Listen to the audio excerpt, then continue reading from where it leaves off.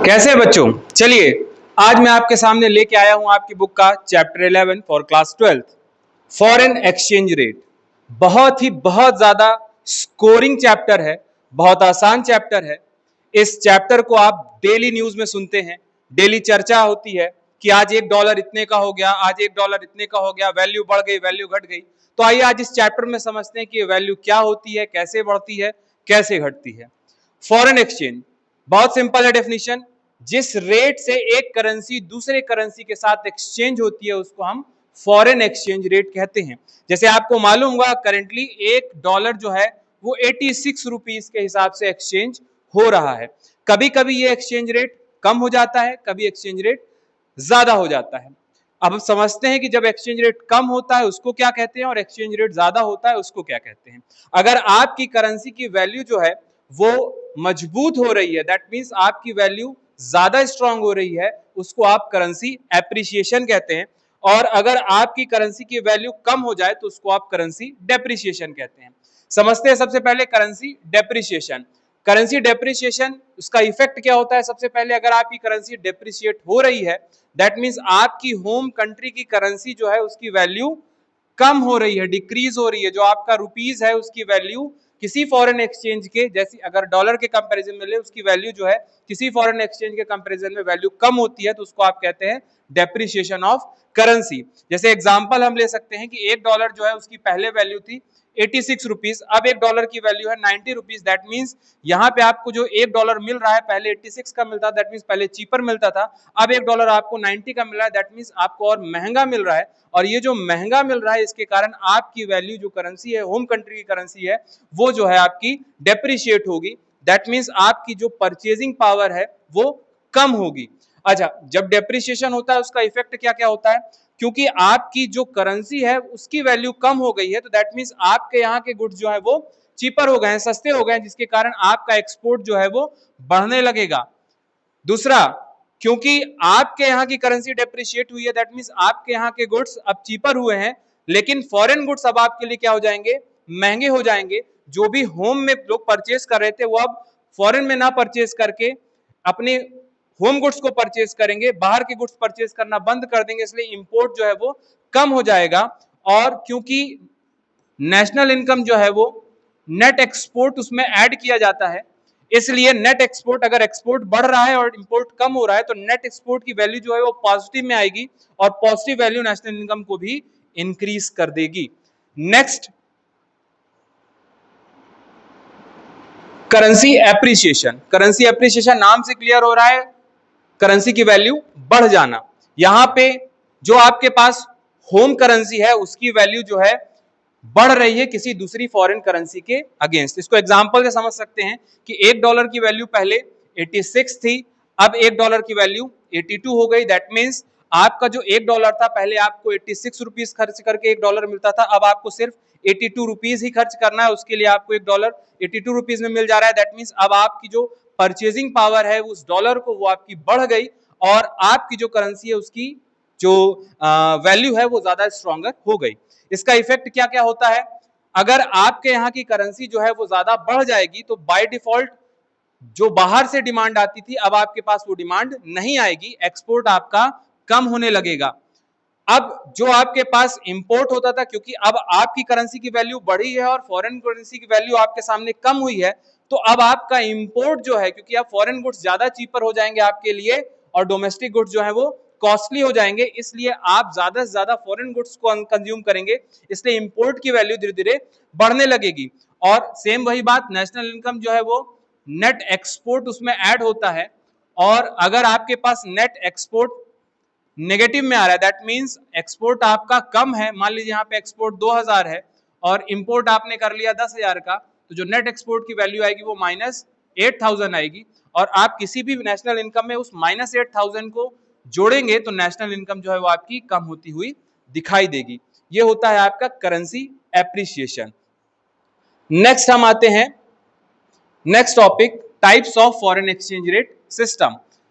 Basically आपके पास 3 foreign exchange rate system है, इसको बहुत ध्यान से सुनिएगा। सबसे पहला फिक्स्ड एक्सचेंज रेट सिस्टम, उसको हम पैक्ड एक्सचेंज रेट सिस्टम भी कहते हैं। दूसरा फ्लेक्सिबल या फ्लोटिंग एक्सचेंज रेट सिस्टम, दूसरा managed floating exchange rate system. इसको डिटेल में समझते हैं। फिक्स्ड एक्सचेंज रेट सिस्टम क्या होता है? सबसे पहला, यहां पे जो भी करेंसी की वैल्यू है वो गवर्नमेंट के द्वारा फिक्स कर दी जाती है। अब गवर्नमेंट करेंसी की वैल्यू फिक्स कैसे करती है? गवर्नमेंट ने डिसाइड कर लिया कि $1 की जो वैल्यू है वो 80 रुपीज होगी। हालांकि ये डिसाइड किया है किसी होम कंट्री की करेंसी की गवर्नमेंट ने, जैसे इंडिया ने डिसाइड किया, लेकिन ये अमेरिका बाउंड नहीं है इस वैल्यू को एक्सेप्ट करने के लिए। तो गवर्नमेंट क्या करती है, इस वैल्यू को स्टेबल और मेंटेन रखने के लिए अपने पास बहुत ज्यादा फॉरेन एक्सचेंज रिजर्व मेंटेन करती है। और जैसे मान लीजिए कि $1 की वैल्यू जो है वो 78 हो गई और गवर्नमेंट को मेंटेन करना 80 रुपीज, तो गवर्नमेंट इस सिचुएशन में क्या करेगी? गवर्नमेंट को इस सिचुएशन में 78 से 80 रुपीज बढ़ाना है, तो ऐसी सिचुएशन में गवर्नमेंट जो है खुद फॉरेन करेंसी को परचेस करने लगेगी। और परचेस करके, आपको डिमांड सप्लाई का रूल मालूम होगा कि जैसे ही वो करेंसी को परचेस करेगी डिमांड बढ़ेगी और वापस से ये उस कंडीशन में पहुंच जाएगा। और एक और एग्जांपल ले सकते हैं कि $1 की वैल्यू 86 हो गई, गवर्नमेंट को 80 मेंटेन करना है, दैट मींस गवर्नमेंट को क्या करना पड़ेगा? इस वैल्यू को कम करना पड़ेगा 80 में लाने के लिए। और उस सिचुएशन में गवर्नमेंट के पास जो फॉरेन एक्सचेंज रिजर्व होंगे, गवर्नमेंट उसको धीरे धीरे करके सेल करेगी और सेल करने के बाद वापस से उस 80 रुपीज में उसको लेके आएगी। इस जो एक्सचेंज रेट सिस्टम है, इसकी सबसे बड़ी डिफिकल्टी ये है कि हर गवर्नमेंट को बहुत ज्यादा huge foreign exchange reserve maintain करना पड़ता है। और इस पर्टिकुलर इस प्रैक्टिस है, इसको लगभग डिसकंटिन्यू कर दिया गया है। कोई भी कंट्री अब इस एक्सचेंज रेट सिस्टम में अपनी करेंसीज को एक्सचेंज नहीं करती है, क्योंकि इससे गवर्नमेंट की डिफिकल्टीज इंक्रीज हो जाती हैं। आइए अब बात करते हैं मेरिट्स और डीमेरिट्स की। पर्टिकुलर इस एक्सचेंज रेट सिस्टम की सबसे बड़ा मेरिट पॉइंट ये होता है कि स्टेबिलिटी को ये प्रमोट करता है। दैट मीन्स वैल्यू आपने क्या कर दी? फिक्स कर दी। अगर आपने डिसाइड कर लिया कि 80 रुपीज है और आपने वैल्यू फिक्स कर दी, तो आपको बार बार उस करेंसी की वैल्यू चेंज होती हुई नहीं दिखाई देगी। तो इसलिए इकोनॉमी में करेंसी की वैल्यू जो है वो स्टेबल हो जाती है। दूसरा, स्टेबल करेंसी की वैल्यू है तो इंटरनेशनल ट्रेड को प्रमोट करेगी। आपको मालूम है एक्सपोर्ट जो है ज्यादा से ज्यादा बढ़ेंगे, इंपोर्ट जो है ज्यादा से ज्यादा बढ़ेंगे। क्यों? क्योंकि पहले से एक डिटरमाइंड वैल्यू है जिसके थ्रू आप एक्सचेंज कर सकते हैं। दूसरा, अगर पहले से आपने करेंसी की वैल्यू फिक्स कर दी है तो अननेसेसरी सेल और परचेज, जिसको हम कहते हैं स्पेकुलेशन या स्पेकुलेटिव एक्टिविटीज, वो इकोनॉमी में बिल्कुल बंद हो जाती हैं। और मार्केट में जो स्पेकुलेशन है उसको पर्टिकुलर ये एक्सचेंज रेट सिस्टम प्रिवेंट करता है। डीमेरिट की बात कर लेते हैं। सबसे बड़ा और सबसे खतरनाक डीमेरिट यही है कि गवर्नमेंट को इस एक्सचेंज रेट सिस्टम को ऑप्ट करने के लिए बहुत ज्यादा बड़ा फॉरेन एक्सचेंज रिजर्व मेंटेन करना पड़ता है। दूसरा, ये जो रेट गवर्नमेंट ने डिसाइड किया कि $1 80 रुपीज का है, तो ये $1 80 रुपीज का है, इसको डिटरमाइन करने के लिए गवर्नमेंट के पास ऐसा कोई मेथड नहीं है। कैसे इसको डिटरमाइन किया जाएगा? क्या रेट फिक्स कर दिया जाएगा? हो सकता है कि मार्केट रेट में एक्सपेक्टेशन कुछ है और गवर्नमेंट ने ज्यादा फिक्स कर दिया तो करेंसी की वैल्यू बदलेगी, गवर्नमेंट ने कम फिक्स कर दिया तो भी करेंसी की वैल्यू बदलेगी। इसलिए इस रेट को फिक्स करने में गवर्नमेंट को बहुत ज्यादा डिफिकल्टी होती है। दूसरा, सबसे इंपॉर्टेंट चीज है कि ये हमेशा शॉर्ट टर्म के लिए होता है। जो आपने फिक्स किया है वो बार बार चेंज होगा। क्यों? क्योंकि आपको इकोनॉमी में हो सकता है कि बाहर की जो करेंसी है, दूसरी करेंसी है, उसकी वैल्यू बढ़ जाए, उसकी वैल्यू कम हो जाए, उसके कारण आपको, अब ये मान लीजिए कि गवर्नमेंट ने फिक्स किया 80, लेकिन बढ़ते बढ़ते जो बाहर की करेंसी है वो 100 रुपीज की पहुंच गई $1। तो इस सिचुएशन में गवर्नमेंट को इस 80 रुपीज को मेंटेन करने के लिए गवर्नमेंट केपेबल ही नहीं होगी, इसलिए गवर्नमेंट को फिर इसको ऑल्टर करके दूसरी कोई करेंसी की एक्सचेंज रेट लाना पड़ेगा। इसलिए इस पर्टिकुलर मेथड को गवर्नमेंट ने, सारी गवर्नमेंट्स ने डिसकंटिन्यू कर दिया है। अब आते हैं उस मेथड में जो गवर्नमेंट्स एक्सेप्ट करती हैं, जिसको हम कहते हैं फ्लेक्सिबल फॉरेन एक्सचेंज सिस्टम। ये ऑटोमेटिकली डिसाइड होता है। किससे डिसाइड होता है? डिमांड और सप्लाई से। आपने जैसे 11th में पढ़ा होगा, डिमांड और सप्लाई से प्राइस डिटरमाइन होती है। डिमांड बढ़ती है तो प्राइस कम हो जाती है, डिमांड कम होती है तो प्राइस बढ़ जाती है। सेम उसी तरीके से यहाँ भी जो भी फॉरेन एक्सचेंज की डिमांड, जैसे मान लीजिए हम पूरी दुनिया यूएस डॉलर में, बहुत ज्यादा सारी जितनी भी एक्सचेंजेस होती हैं सब यूएस डॉलर में होती हैं, तो दैट मींस यूएस की करेंसी की वैल्यू धीरे धीरे बढ़ रही है। और करेंसी की वैल्यू जब बढ़ती है तो उसकी जो डिमांड है वो भी बढ़ रही है। डिमांड बढ़ने के साथ साथ करेंसी की वैल्यू बढ़ जाती है। तो इसीलिए यहाँ पे जो भी है गवर्नमेंट का कोई भी इन्वॉल्वमेंट नहीं होता है। सिर्फ डिमांड और सप्लाई और मार्केट फोर्सेस जो है ऑटोमेटिकली इस रेट को डिटरमाइन करती हैं। इसके मेरिट्स डिमेरिट्स क्या है? सबसे पहले, जो भी यहाँ पे करेंसी की इक्विलिब्रियम फॉर्म होता है, जो रेट डिटरमाइंड होता है ये ऑटोमेटिकली फाउंड होता है, यहाँ पे गवर्नमेंट का कोई भी इन्वॉल्वमेंट नहीं होता है। दूसरा, क्योंकि यहाँ पे ऑटोमेटिक है इसलिए गवर्नमेंट को फॉरेन एक्सचेंज रिजर्व भी मेंटेन करने की कोई जरूरत नहीं है। मेंटेन करती है वो अपनी सेफ्टी सिक्योरिटी के लिए, लेकिन as such huge foreign reserve maintain करने की यहाँ पे गवर्नमेंट को जरूरत नहीं पड़ती है। डीमेरिट्स क्या है, यहाँ पे हमेशा आपको फ्लक्चुएशंस दिखाई देंगे। दैट मीन्स मार्केट में जो रेट है वो कभी भी आपका स्टेबल नहीं होगा, अनस्टेबल रेट ही आपको दिखाई देगा। दूसरा, क्योंकि by default automatically demand supply की वजह से हो रहा है, तो ज्यादा से ज्यादा स्पेकुलेशंस होंगे। लोग जब वैल्यू करेंसी की कम हो जाएगी, जैसे डॉलर की वैल्यू कम हो गई, उस समय वो करेंसी को परचेज करेंगे। जब वैल्यू इंतजार करेंगे कि वैल्यू बढ़ जाए, तो वो अननेसेसरी प्रॉफिट अर्न करने के लिए स्पेकुलेशंस को ज्यादा बढ़ावा देती है ये मेथड। और क्योंकि डेप्रिसिएशन के केस में अगर हम देख लें कि अगर हमारी करेंसी की वैल्यू डेप्रिशिएट हो रही है, दैट मींस हमारे पास हमारी होम कंट्री की करेंसी की वैल्यू कम हो रही है, तो हमारी एक्सपोर्ट बढ़ेंगे, हमारी नेशनल इनकम बढ़ेगी, जिस कारण हमारी इकोनॉमी में इन्फ्लेशन की सिचुएशन भी आ सकती है। नेक्स्ट आपके पास टॉपिक है नेक्स्ट एक्सचेंज सिस्टम, जिसको मैनेज्ड फ्लोटिंग सिस्टम कहते हैं। फ्लेक्सिबल आपने समझ लिया कि यहाँ पे गवर्नमेंट का कोई भी इन्वॉल्वमेंट नहीं होता है, लेकिन ये एक ऐसा सिस्टम है जो कि हाइब्रिड सिस्टम कहलाता है, जिसमें फिक्स्ड और फ्लोटिंग दोनों को ऐड कर दिया गया है। दैट मीन्स गवर्नमेंट क्या करती है, गवर्नमेंट ने डिसाइड किया कि $1 की वैल्यू 80 रुपीज तक गवर्नमेंट एक्सेप्ट करेगी। दैट मीन्स जब तक इसके नीचे रहेगी, $1 की वैल्यू 78 है, 76 है, 74 है, तो इन वैल्यूज में गवर्नमेंट कोई भी इंटरफेरेंस नहीं करेगी। लेकिन जैसे ही $1 की वैल्यू इससे 80 से ऊपर हो जाती है, मान लीजिए 82 हो जाती है, 84 हो जाती है, तो गवर्नमेंट फिर उसको मैनेज करेगी, और मैनेज करके दैट मीन्स वही सेम बाय सेल करके या परचेज करके करेंसीज को अपने पास रिजर्व, यहाँ पे भी इसमें भी आपको रिजर्व की मेंटेनेंस करना जरूरी होता है, क्योंकि आप रिजर्व मेंटेन कर पाएंगे तभी आप ये जो एक्सचेंज रेट से आपके बियॉन्ड जो आपने फिक्स किया उस लिमिट से बियॉन्ड अगर जाता है, तभी आप उसको कम या ज्यादा कर सकते हैं। इस पर्टिकुलर एक्सचेंज रेट सिस्टम को डर्टी फ्लोटिंग के नाम से भी कहा जाता है, क्योंकि यहाँ पे आरबीआई जो है मैनिपुलेशन में इन्वॉल्व हो जाता है। आरबीआई आता है, कंट्रोल करता है। आप जैसे यहाँ पे एग्जांपल आपको दिया कि 80 से वैल्यू 82 हो गई, तो ये 2 रुपीज को आरबीआई कम करने के लिए क्या करेगा, पर्टिकुलर आपकी जो करेंसी है उसकी गवर्नमेंट ने रिजर्व मेंटेन कर रखा होगा, उसको मार्केट में करेंसी को सेल करेगा, तो फिर ये 82 से वापस 80 हो जाएगी। सेम डिमांड सप्लाई का रूल लगेगा। तो इसमें याद रखने वाली बात क्या है कि इस पर्टिकुलर मेथड को डर्टी फ्लोटिंग, क्वेश्चन इस नाम से भी आ सकता है कि डर्टी फ्लोटिंग क्या कहलाती है या क्यों कहलाती है। क्यों कहलाती है, क्योंकि यहाँ पे आरबीआई और गवर्नमेंट इन्वॉल्व हो जाती हैं पर्टिकुलर एक्सचेंज को मेंटेन करने के लिए। ठीक है, ये आपके पास थे 3 एक्सचेंज सिस्टम। अब आते हैं डिमांड। जो भी फॉरेन एक्सचेंज डिमांड होता है वो किस किस लिए होता है और उसका कर्व जो है वो कैसा होता है, यहां समझते हैं। सबसे पहले, कोई भी कंट्री की करेंसी डिमांड क्यों होती है, जैसे मान लीजिए इंडिया की करेंसी है उसकी डिमांड, या अमेरिकन डॉलर है उसकी डिमांड क्यों होती है, उसको समझने के लिए आपको मुझे जानना पड़ेगा कि आपको मालूम है ग्लोबलाइजेशन के आ जाने के बाद इंपोर्ट और एक्सपोर्ट बहुत फ्रीली होता है। तो अगर पर्टिकुलर हम गुड्स को इंपोर्ट कराना चाहते हैं, दैट मीन्स हम अमेरिका से कुछ गुड्स परचेज करना चाहते हैं, तो अमेरिका हमारी करेंसी तो एक्सेप्ट करेगा नहीं। तो हमारी करेंसी नहीं एक्सेप्ट करेगा तो वो किसी और अपनी करेंसी एक्सेप्ट करेगा, और अपनी करेंसी उसकी क्या है, डॉलर। तो जब हम गुड्स को इंपोर्ट कराते हैं, दैट मीन्स हमको अमेरिका से कुछ गुड्स, इक्विपमेंट, मशीन्स या कुछ भी हम कंजम्पशन के लिए गुड्स मंगा रहे हैं, तो उसके लिए हमको डॉलर चाहिए होता है, तो इसलिए हम करेंसी को डिमांड करते हैं। दूसरा, अगर हमको फॉरेन कहीं घूमने जाना है, अमेरिका विजिट करना है, किसी और कंट्री में विजिट करना है, तो हमको वहां की करेंसी जो है वो चाहिए होती है। दैट मीन्स अगर हम टूर करते हैं, टूरिज्म के लिए हम किसी और कंट्री में जाते हैं, तो भी हम उनकी करेंसी डिमांड करते हैं, तो वो भी करेंसी की डिमांड को इंक्रीज करता है। यूनिलैटरल ट्रांसफर सेंट, अगर कहीं पे कुछ आपदा आ गई, कुछ ऐसा मिसहैप हो गया, तो उस सिचुएशन में एक गवर्नमेंट, एक कंट्री दूसरे कंट्री को हेल्प करती है।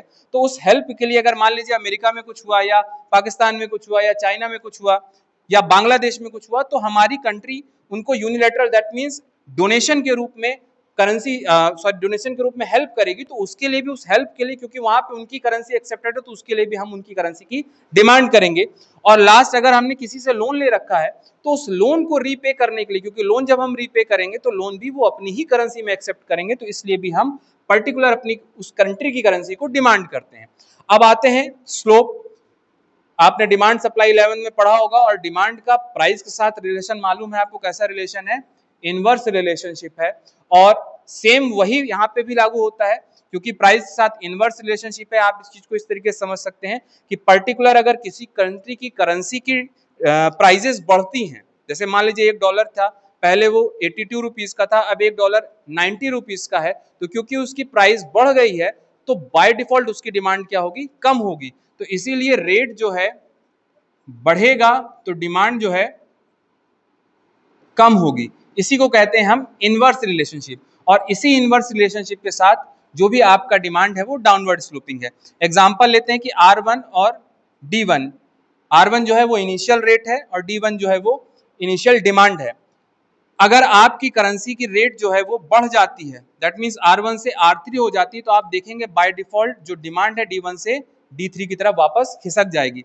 और अगर रेट जो है वो R1 से R2 हो जाता है, उस सिचुएशन में क्योंकि रेट कम हुआ है तो बाय डिफॉल्ट डिमांड उस कंट्री की करेंसी की बढ़ जाएगी। रेट कम हो जाएगा तो बाय डिफॉल्ट अगर हम देखेंगे तो जो पर्टिकुलर उस कंट्री के गुड्स होंगे वो ज्यादा चीपर हो जाएंगे, तो हम ज्यादा गुड्स परचेस करने लगेंगे। इसलिए डिमांड जो है वो D1 से D2 हम ज्यादा डिमांड करेंगे, क्योंकि वहां से गुड्स हमको परचेस करना है, तो D1 से D2 पहुंच जाएगा। ठीक है, तो बहुत सिंपल है, जैसे वहां पे डिमांड आपने 11th में पढ़ा था, वैसे यहाँ पे भी इनवर्स रिलेशनशिप है डिमांड का। नेक्स्ट आता है supply of foreign currency. Supply क्यों क्यों होती है फॉरेन करेंसी सप्लाई?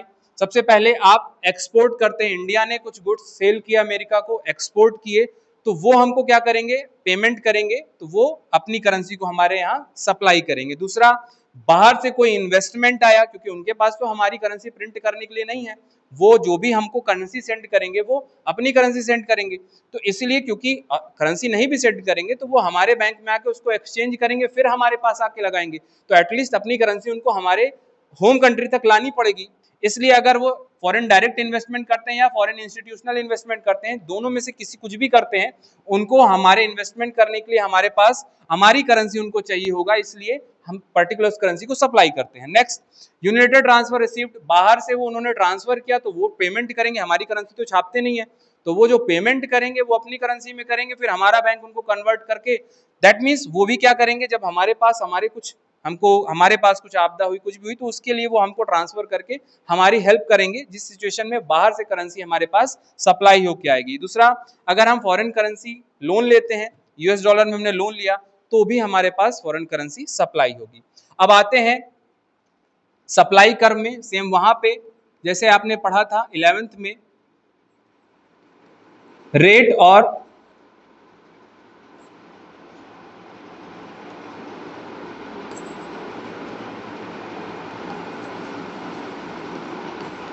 सप्लाई का डायरेक्ट रिलेशन होता है। अगर करेंसी की वैल्यू बढ़ेगी तो सप्लाई ज्यादा होगी। जैसे आप एग्जांपल में ले सकते हैं कि R और S जो है इनिशियल रेट और इनिशियल सप्लाई है, और करेंसी की वैल्यू बढ़ती है तो मार्केट में सप्लाई बाय डिफॉल्ट, क्योंकि सप्लाई डिपेंडेंट होती है जो लोग पर्टिकुलर उस करेंसी को प्रिंट कर रहे होते हैं। अब अमेरिका की करेंसी की जो वैल्यू है वो बढ़ेगी, तो बाय डिफॉल्ट अमेरिका इस सिचुएशन में चाहेगा कि ज्यादा से ज्यादा मार्केट में वो अपनी करेंसी को सप्लाई करे, और ज्यादा सप्लाई करने के चक्कर में सप्लाई जो है वो S से S1 में शिफ्ट हो जाएगी। और जब अमेरिका की करेंसी की वैल्यू कम हो रही होगी, उस सिचुएशन में अमेरिका कोशिश करेगा कि उसकी करेंसी जो है मार्केट में अब सप्लाई कम हो जाए, इसलिए क्योंकि यहाँ पे सेम वही प्रोड्यूसर वाला माइंडसेट लगता है। प्रोड्यूस कौन कर रहा है उस करेंसी को? यूएस में अमेरिका कर रहा है, $US का प्रिंट हो रहे हैं, वहां से प्रोड्यूस हो रहे हैं, तो बाय डिफॉल्ट वो जो है S से S2 की तरफ शिफ्ट हो जाएगी। तो यहाँ पे जो रिलेशन आपको देखने को मिलता है वो कैसा रिलेशन है? Direct relation.